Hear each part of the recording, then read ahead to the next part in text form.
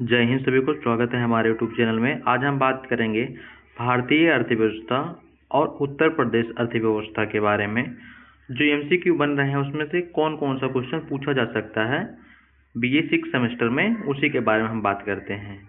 तो चलिए देर न करते हुए अपने टॉपिक पे चलते हैं। पहला क्वेश्चन यहाँ पर आप लोग को दिख रहा होगा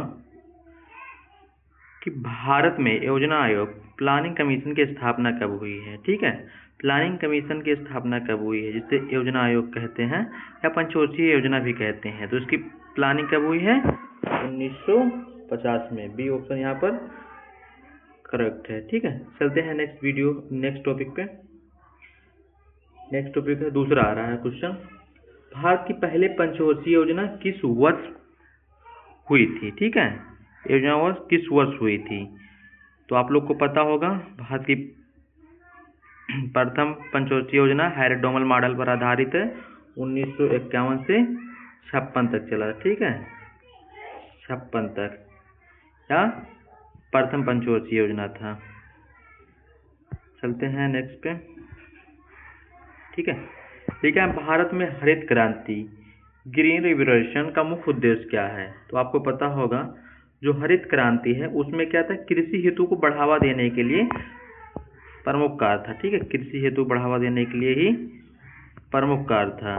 ठीक है, तो यहाँ बी ऑप्शन सही हो जाएगा। ठीक है, चलते हैं नेक्स्ट क्वेश्चन पे। ये एक दो सीरियल नंबर से क्वेश्चन नहीं है, तो इसका मतलब यहाँ नहीं है, मैंने इम्पोर्टेंट ही क्वेश्चन लिया है। ठीक है, जो आपके एग्जाम में पूछा जा सकता है उसी को लिया है। 5वां क्वेश्चन ये पूछ रहा है, भारत में सबसे अधिक योगदान किस क्षेत्र जीडीपी में है। ठीक है, किस क्षेत्र का सबसे अधिक योगदान है। तो आप सब लोग को पता होगा जो सेवा क्षेत्र है उसका सबसे ज्यादा योगदान है, सेवा क्षेत्र। ठीक है, इसमें आईटी और बैंकिंग। ठीक है, आईटी और बैंकिंग का, ठीक है, जी है। ठीक है, बैंकिंग का बहुत अहम रोल है। ठीक है, इसलिए सेवा क्षेत्र का 50% योगदान है। कितना है? 50% योगदान है। ठीक है, तो ये आप लोग याद कर ही रहिएगा। ठीक है, अभी नेक्स्ट क्वेश्चन पे मिलते हैं, इसी से रिलेटेड क्वेश्चन कुछ रहेगा तो उसमें हम बात कर लेंगे। ठीक है, चलते हैं अगले क्वेश्चन पे चलते हैं। हाँ, 6वां क्वेश्चन पूछ रहा है, भारत में नोट छापने का अधिकार किसके पास है। तो आप सभी लोग को पता होगा भारत में नोट छापने का अधिकार केवल आरबीआई को है। ये नोट कब इशू कर सकता है?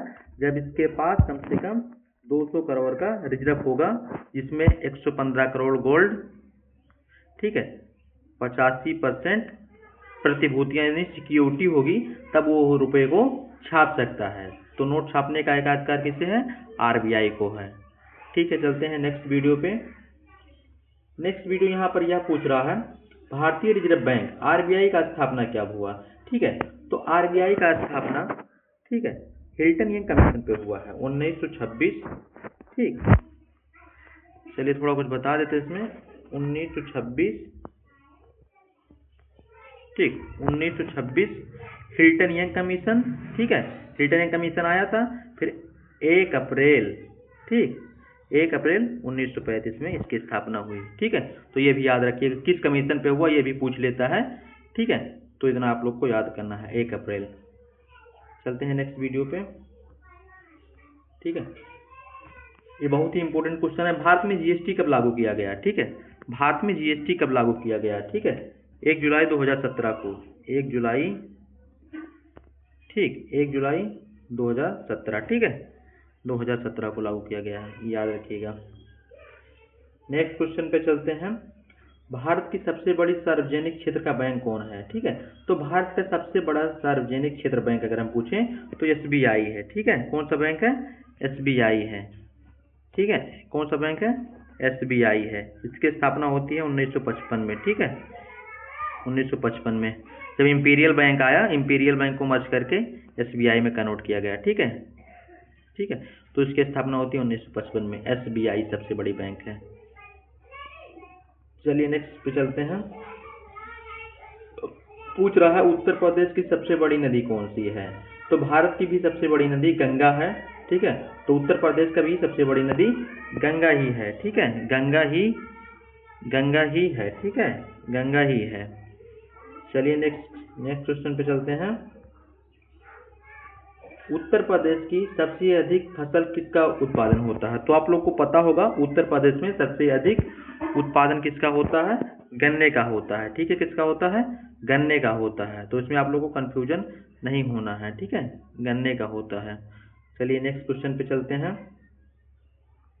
बहुत जल्दी जल्दी आप लोग को क्वेश्चन करा देंगे, कोई दिक्कत नहीं होगा, और फिर हम एक बार फिर आप लोग को पुनः समझा देंगे। ठीक है, या दूसरा 15वां क्वेश्चन पूछ रहा है, उत्तर प्रदेश में वन डिस्ट्रिक्ट वन प्रोडक्ट की योजना क्या है? ठीक है, वन डिस्ट्रिक्ट वन प्रोडक्ट का क्या होता है? स्थानीय उद्योग को बढ़ावा देना है। जैसे हमारा बलरामपुर है, दाल में अत्यधिक उत्पादन करता है। ठीक है, तो ऐसे हर देश को स्थानीय उद्योग को बढ़ावा देने के लिए सरकार यह स्कीम लाई थी। ठीक है, तो ऑप्शन बी यहाँ पर करेक्ट है। ठीक है, चलिए नेक्स्ट पे चलते हैं। यह क्वेश्चन पूछ रहा है, अभी आप लोग को आगे बताए थे, उत्तर प्रदेश में सबसे बड़ा उद्योग कौन सा है? ठीक है, उत्तर प्रदेश में सबसे बड़ा उद्योग कौन सा है? ठीक है, तो आप लोग को पता होगा उत्तर प्रदेश में सबसे बड़ा उद्योग कौन सा है? ठीक है, तो चीनी उद्योग है। ठीक है, चीनी उद्योग।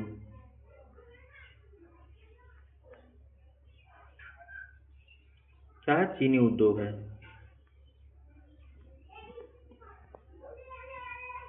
ठीक, ये क्वेश्चन पूछ रहा है उत्तर प्रदेश में साक्षरता दर लगभग कितनी है? ठीक है, तो अगर आप नेट पे देखेंगे तो 67 से 68% दिखाता है, लेकिन यहाँ पर 70% के आसपास में दिखाई देता है। तो सी ऑप्शन यहाँ पर करेक्ट है। ठीक है, फिर उत्तर प्रदेश की अर्थव्यवस्था का मुख्य आधार क्या है? ठीक है, तो मुख्य आधार क्या है? उत्तर प्रदेश आपको पता होगा समतल उपजाऊ क्षेत्र है, तो यहाँ पर कृषि ही मुख्य आधार है। ठीक है, कृषि है, तो यहाँ पर सी ऑप्शन करेक्ट होगा। ठीक है, सी ऑप्शन यहाँ पर करेक्ट होगा। चलिए नेक्स्ट पे चलते हैं।